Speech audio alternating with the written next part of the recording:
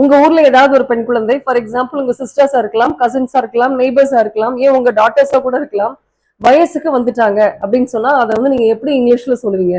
ஜென்ரலா நான் பார்த்திருக்கிறேன். தமிழ்ல சொல்றத அப்படியே இங்கிலீஷ்ல டிரான்ஸ்லேட் பண்ணுவாங்க. வயசுக்கு வந்துட்டா அப்படின்றத வந்து she has attended age அப்படின்னு சொல்லுவாங்க. attended maturity அப்படின்னுவாங்க. reached maturity, reached age அப்படின்னு சொல்லுவாங்க. வயசுக்கு வந்துட்டா அப்படின்னு சொல்லிட்டு. ஆனா இதுக்கு அப்படின்னு சொல்லி இங்கிலீஷ்ல ஸ்பெஷலா ஒரு வேர்ட் இருக்கு. அது வந்து பியூபர்ட்டி. PUBERTY. பியூபர்ட்டி.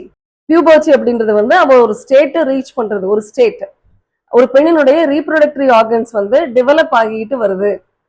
அவ ஒரு காலத்துல குழந்தை பெறுவதற்கு அவளை வந்து அது தயார்படுத்துது அப்படின்றது தான் வந்து இதனுடைய மீனிங்.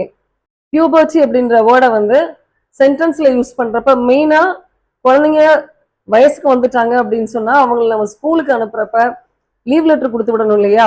ஸோ அந்த லீவ் லெட்டர்ல நம்ம எப்படி எழுதுறோம், நிறைய பேர் எப்படி எழுதுவாங்க அப்படின்னு சொன்னா அட்டைன்ட் டு பியூபர்ட்டி அப்படின்னு எழுதுவாங்க.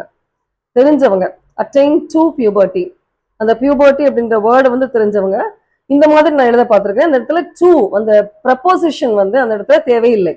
இட் இஸ் அ ஸ்டேட், அதை வந்து அட்டைன் பண்ணணும். Attained puberty, my daughter has attained puberty, so so and so அந்த மாதிரி. So attained puberty, not attained to puberty. இந்த மெச்சூரிட்டி, ஏஜ் அட்டன் பண்றது, அட்டெண்டட் ஏஜ், ரீச்ட் ஏஜ், இது எல்லாமே வந்து சரியான ஆங்கிலம் கிடையாது.